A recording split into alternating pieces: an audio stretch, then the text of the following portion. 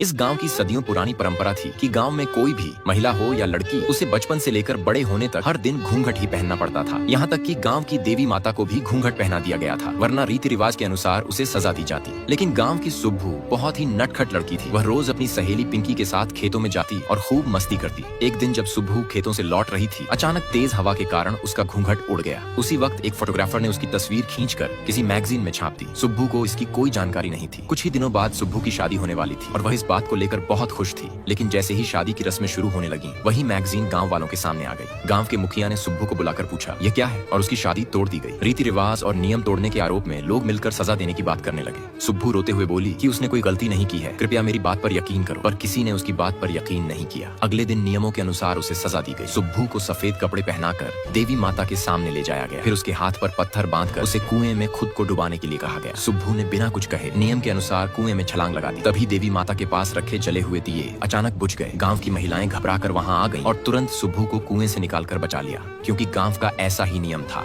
लेकिन एक शर्त भी रख दी। गांव के नियमों के अनुसार सुब्बू को वह फोटोग्राफर ढूंढकर वापस लाना होगा। अगर सुब्बू वह फोटोग्राफर गांव में ला देगा तो वह यहाँ रह सकता था, वरना सुब्बू को देवी माँ के सामने खुद को समर्पित करना पड़ेगा। यह सुनकर सुब्बू भी अपनी दीदी को लेकर शहर चला जाता है, क्योंकि वह फोटोग्राफर असल में हिमालय में रहता था। इसलिए सुब्बू की दीदी ने हिमालय जाने के लिए अपनी पहचान की बेटी राधा से मदद मांगी। राधा भी सुब्बू की मदद करने के लिए उसे लेकर हिमालय जाने लगती है। रास्ते में राधा सुब्बू के गांव की बातें जानकर उसका मजाक उड़ाते हुए कहती है कि अभी भी ऐसे गांव हैं जो इन बकवास बातों पर भरोसा करते हैं। तब सुब्बू राधा से कहता है कि उनकी गांव की बातें गलत न बताओ। राधा तो शहर की थी, इसलिए वह बोलती है कि हाँ, तुम्हारे गांव में घूंघट एक तरह का बुलेट प्रूफ जैकेट बन गया है, इसलिए लोग इसे बहुत मानते हैं। और यह कहकर राधा जोर से हंस देती है। यह सुनकर सुब्बू को राधा पर बहुत गुस्सा आता है। रात में रुकने के लिए राधा ने एक अच्छा सा होटल बुक किया, लेकिन सुब्बू बड़े कमरे को देखकर ज्यादा पैसे देने से मना कर देता है। उसी वक्त राधा फिर से सुब्बू के गांव का मजाक उड़ाती है, जिससे सुब्बू और भी गुस्से में आकर रात भर अकेला रोता रहता है। तभी राधा सुब्बू के पास आकर माफी मांगती है और कहती है, सॉरी, मुझे तुम्हारा मजाक नहीं उड़ाना चाहिए था। तुम बिल्कुल चिंता मत करो, मैं तुम्हें कल सुबह ही उस फोटोग्राफर से मिलवा दूंगी। अगले दिन सुबह सुब्बू फोटोग्राफर से मिलने निकल पड़ता है, लेकिन रास्ता टूटने की वजह से सुब्बू फोटोग्राफर से मिल नहीं पाता।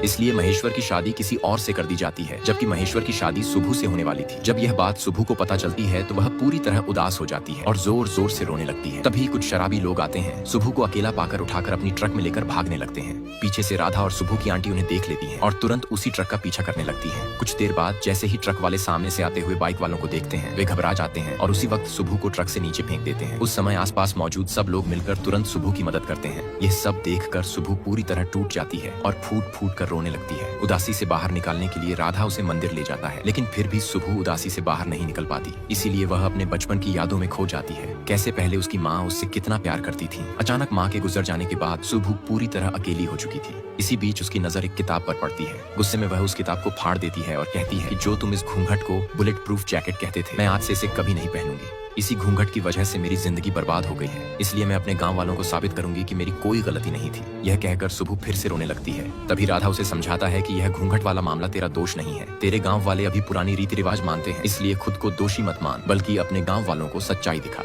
अब सुब्बू को राधा और उसकी आंटी समझाते हैं कि गांव में यह जो घूंघट वाली बात है वह बिल्कुल भी सच नहीं है, क्योंकि यह कई सालों में केवल एक ही बार हुआ था। लेकिन उसी दिन से आज तक गांव वाले उसी बात को मानते आ रहे हैं। इसलिए अब तुम्हें ही कुछ ऐसा करना होगा ताकि गांव वाले उस झूठी बात पर यकीन करना छोड़ दें। तभी राधा भी कहती है, इस घूंघट से कुछ भी नहीं होता सुब्बू, ये तो सिर्फ एक बनाई हुई झूठी बात है, तुम इस पर बिल्कुल भी विश्वास मत किया करो। सुब्बू ये सब सुनकर थोड़ा यकीन करने लगती है। इसलिए अगले ही दिन सुब्बू अपना दुपट्टा पूरे दिन के लिए फेंक देती है और अपने आप को थोड़ा खुश महसूस करती है। अब धीरे धीरे वह अपने गाँव की उस साड़ी और घूंघट की परंपरा को छोड़कर एक सामान्य लड़की की तरह ड्रेस और पैंट पहनना शुरू कर देती है। कुछ ही दिन बाद राधा सुब्बू से कहती है, अब लैंडस्लाइड साफ हो गया है, तो क्या हम अब उस फोटोग्राफर से मिलने चलें? सुब्बू कहती है, नहीं, मुझे अभी थोड़ा अच्छा सुकून मिल रहा है, इसलिए मैं और कुछ दिन यहीं रहकर खुद को और खुश करना चाहती हूँ। तब राधा कहती है, ठीक है, तुम और अच्छे से थोड़ा एंजॉय करो। अब सुब्बू धीरे धीरे अपने गाँव की उन पुरानी रीतियों रिवाजों को भूलकर थोड़ी सहज और आरामदायक महसूस करने लगती है। इसी बीच वही फोटोग्राफर जिसने सुब्बू की तस्वीर खींची थी, एक दिन लाइव आता है और लाइव में कहता है, असल में उस दिन मैं गाँव में न्यूट्रल बर्ड की तस्वीर खींचने आया था, लेकिन जब मैंने सुब्बू को देखा तो वह बहुत खूबसूरत लग रही थी, इसीलिए मैंने उस दिन सुब्बू की तस्वीर खींच ली थी। लेकिन जैसे ही मुझे पता चला कि उसी तस्वीर की वजह से सुब्बू बहुत मुश्किल में है, तो मैंने अपनी गलती जानकर बहुत पछताया।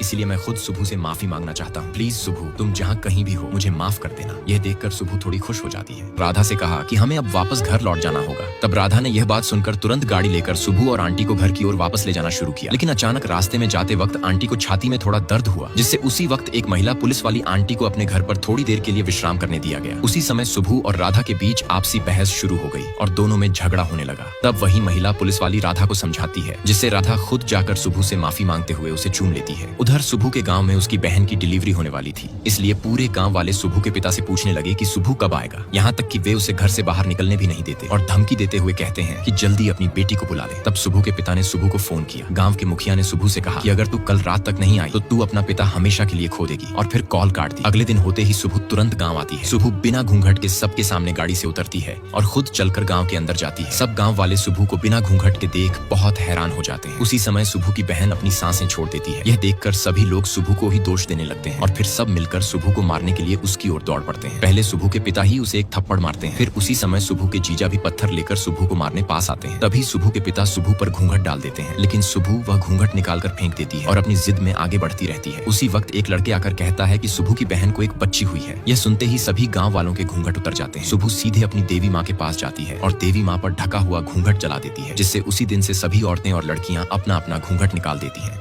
नेक्स्ट पार्ट के लिए लाइक और कमेंट करें।